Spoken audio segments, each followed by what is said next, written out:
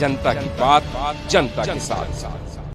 SVKM संचालित Tapanbhai Mukeshbhai Patel memorial हॉस्पिटलचे उद्घाटन मुख्यमंत्री नामदार देवेंद्र फडणवीस यांच्या हस्ते 25 एप्रिल रोजी करण्यात येत आहे।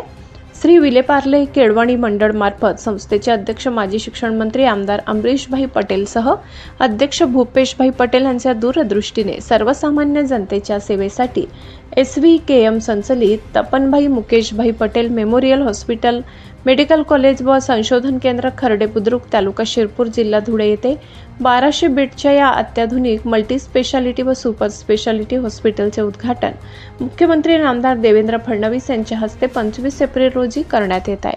मुख्यमंत्री नामदार देवेंद्र फडणवीस यांच्या हस्ते उद्घाटन करण्यात येत असून यावेळी मंत्री हसन मुश्रीफ, मंत्री गिरीश महाजन, पालकमंत्री नामदार जयकुमार रावल, मंत्री संजय सावकारे तसेच धुळे व नंदुरबार जिल्ह्यातील सर्व आमदारांची प्रमुख उपस्थिती राहणार आहे।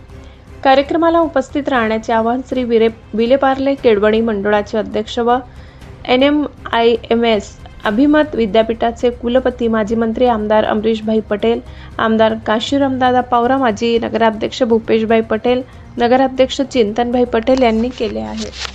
तारीखला महाराष्ट्राचे लाडके CM फडणवीस साहेब शिरपूरला येत आहेत आणि हॉस्पिटल आणि वेगवेगळे दुसरे प्रोग्राम आणि उद्घाटन आहे। त्याच्यामध्ये माझ्या स्वप्नाचा हा महत्त्वाचा प्रोजेक्ट आहे आणि ते सामान्य माणसाने आखरी माणसाबद्दल जिव्हाळ्याचा हा विषय आहे आणि त्यामुळे आपण जे हॉस्पिटलचं उद्घाटन आपण करतो आहे त्याच्यामध्ये सर्वांनी मनापासून आपला प्रोग्रामला हजर राहण्यासाठी मी आपल्याला सर्वांना आवाहन करतो आहे। प्रोग्राम आमच्या फार्मसी कॉलेजच्या ग्राउंडवर आहे आणि फार मोठ्या संख्येने लोकांनी यायला पाहिजे। हा महाराष्ट्रातला ग्रामीण भागाच्या इतकं मोठं हॉस्पिटल कोणीच बनवलेलं नाही। व माझ्या वडिलांनी मला सांगितलं होतं की आपण इथे एक हॉस्पिटल निर्माण करायला पाहिजे आणि ते आमच्या हृदयापासून आमची इच्छा होती, आमच्या परिवाराची इच्छा होती आणि ते असं हॉस्पिटल बनवलं आहे की आपल्याला नाशिकपर्यंत कुठलाही रोगला जावं लागणार नाही आणि जो असाध्य रोग आहे त्यालाच मुंबईला जावं लागेल अशा प्रकारचा आपण हॉस्पिटल बनवलं आहे।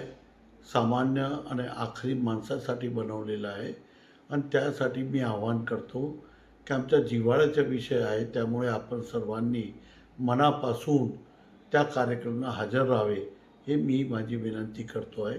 जय हिंद, जय महाराष्ट्र। जनता की बात जनता के साथ।